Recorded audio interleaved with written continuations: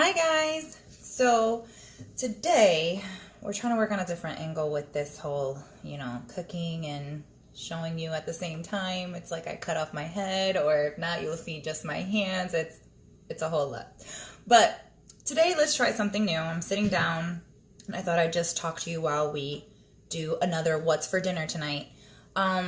So today I was in the mood for like a smothered crispy pork chop, but baked, because I don't like to fry a lot. I know I'm always trying to keep my family healthy. I don't know about you, but frying, we try to really limit it. And also just a little bit about my health. I have a gallbladder that doesn't function as well as it should, and gallbladders normally help you to digest your fats, and fried food is a fat, so we try to avoid a lot of grease. All right, so let's get started.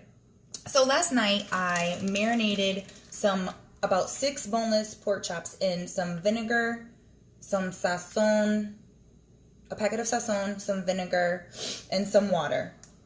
And that I just gave it so that it'll have some flavor, and I think I sprinkled some garlic powder. So now I'm going to get rid of all the liquid and start to dip them in about 4, I don't know if you're going to be able to see it. No, you're not going to. But there's 4 tablespoons of melted butter in there. Real butter, not margarine. I guess you could use margarine, but I'm not a big fan. I like as real as possible. So anyway, so 4 cups of melted melted butter.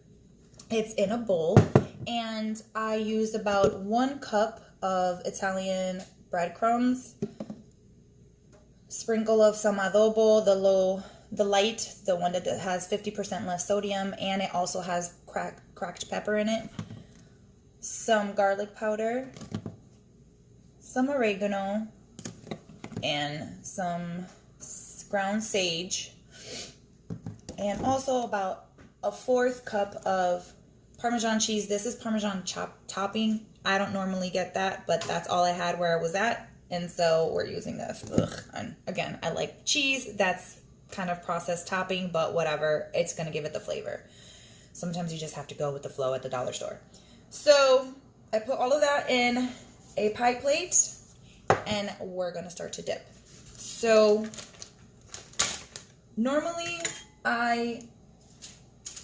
what I like to do is dry my pork chops. I also have this ready. I preheated my oven 375 degrees, sprayed this cookie sheet with some olive oil spray, and that's where we're going to put the pieces when they're done. But right now I'm going to put the pork chops in here so that I can dry them off a little bit, because you don't want soggy, nobody likes soggy breadcrumbs, and the drier the better.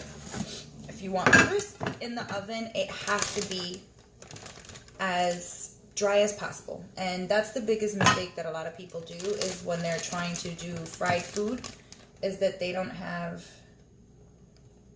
dry the meat. So you get soggy toppings, and nobody likes that. All right, so just getting these out, putting them over here.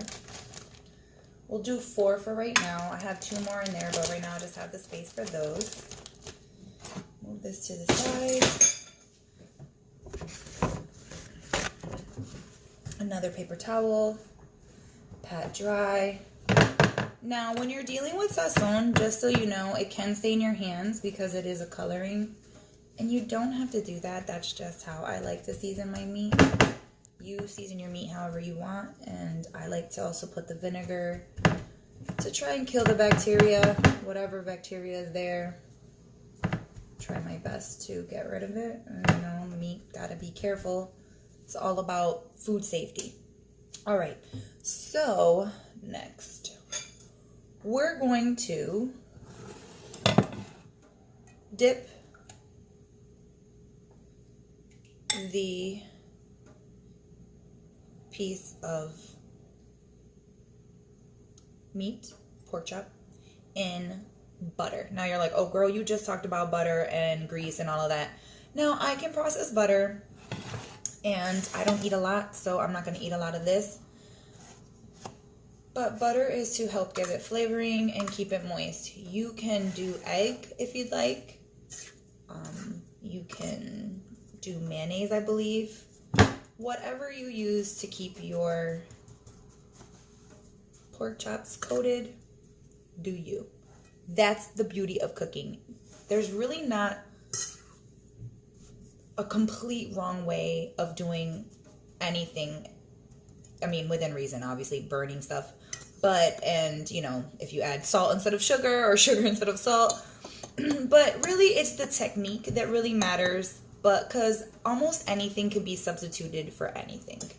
Truly, in life. I mean, you can substitute flour and use, you know, gluten-free flour.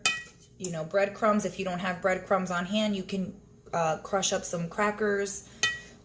Like I said, you know, when you don't have oil for a cake recipe, you can always use a banana or applesauce.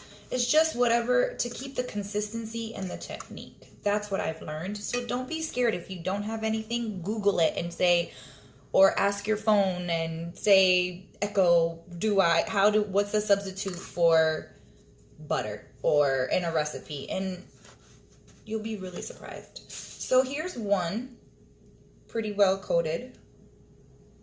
It smells amazing. And now I'm going to put it on my pre-sprayed cookie sheet. Now, the reason why you like to spray your cookie sheet, and then I'm going to show you that I spray also on top, is to get it nice and crisp because it's going in the oven. Again, if you have a healthier option is if you have like olive oil and you have a mister, then you can use that instead of buying pre-made spray. But again, we're using what we have, and that's what they were selling at the grocery store. And that's what I bought. So,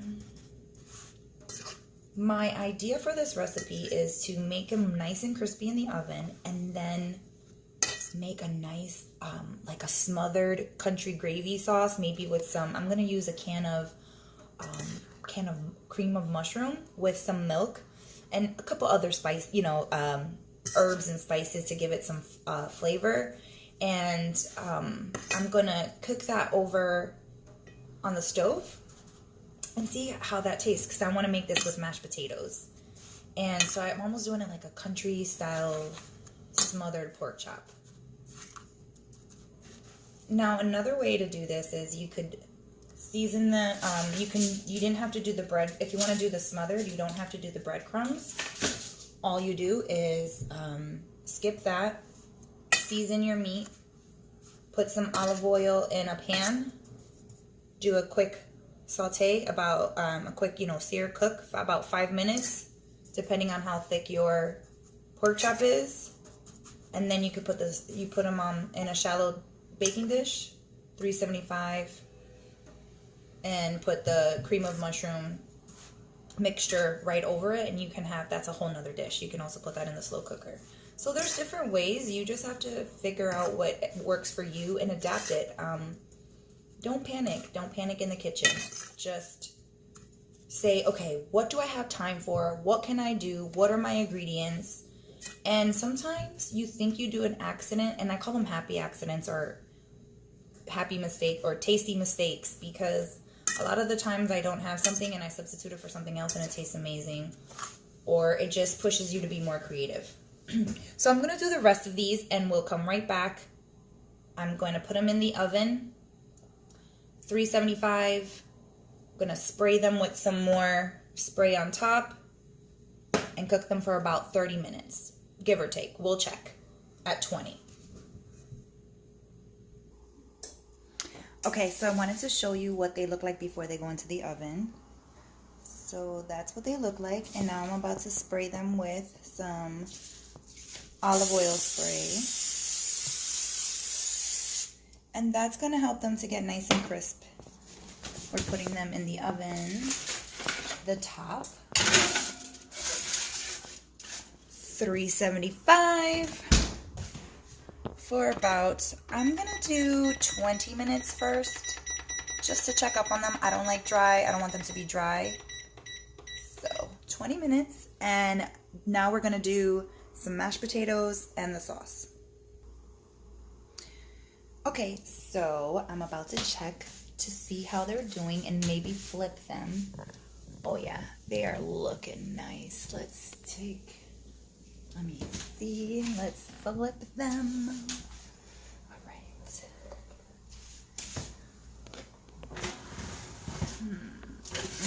Let's see. Can you see that? That looks so good. All right, so let's flip these bad boys. See, and they're not getting as crisp as I like them to, so I might have to put them on another thing to get them crispier. Let's see. But the flavor is gonna be okay. And see, don't freak out. When things like that happen, you can't freak out. Don't freak out. It'll still taste okay.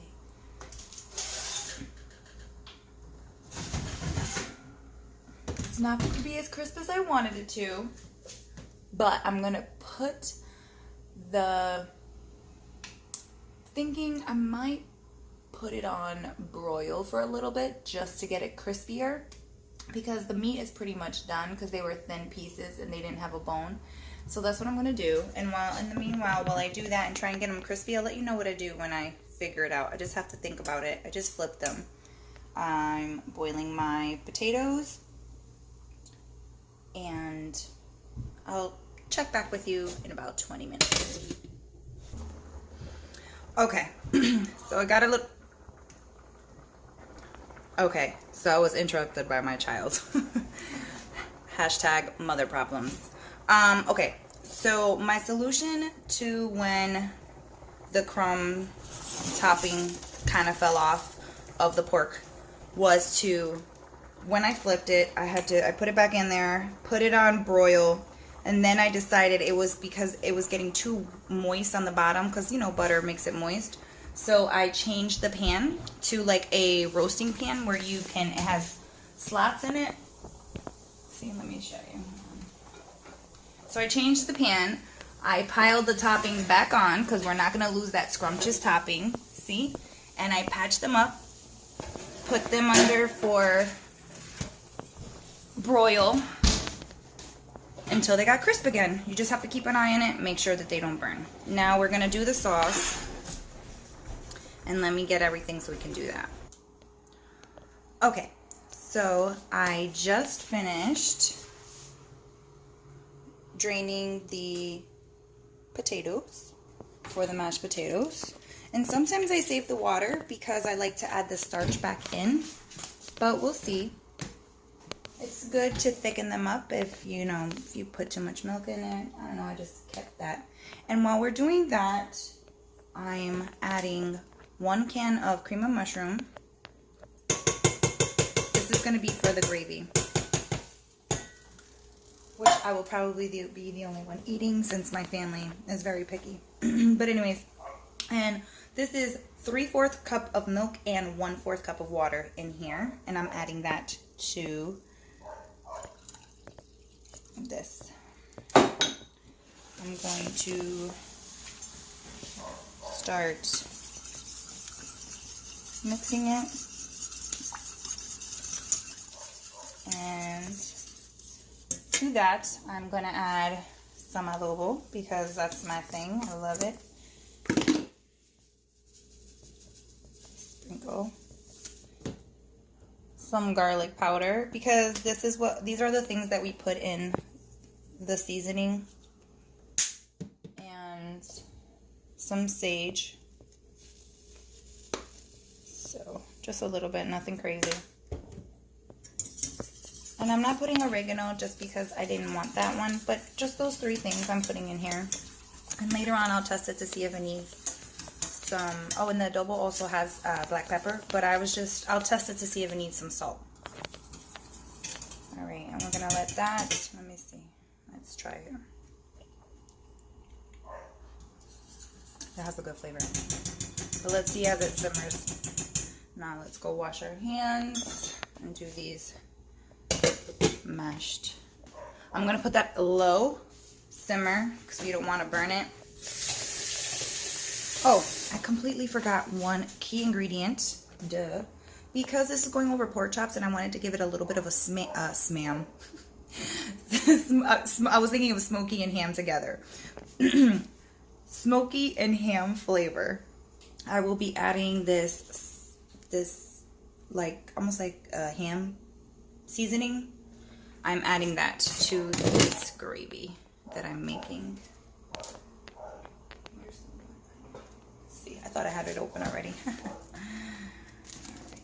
and we'll do the that's how I get down when I'm cooking in my kitchen. Just if you're holding a camera and you're trying to open something with the other hand, that's how you're gonna have to do it. Alright, mix that up a little bit. And it'll give it a smoky flavor now. Ham and smoky flavor. Alright, I'm just covering that just so it can get a little bit warm. Now to the potatoes. Let's mash these potatoes. Let's see, where's my masher? I'll hold it. So, what do you put in your mashed potatoes? I like to put mayonnaise. Again, I don't make mashed potatoes all the time because, you know, we use mayonnaise in ours. But I do milk, mayonnaise, butter, garlic powder, and that's pretty much it. I normally will sometimes add an egg in here and do it almost like a warm potato salad. It comes out really good, but today no egg.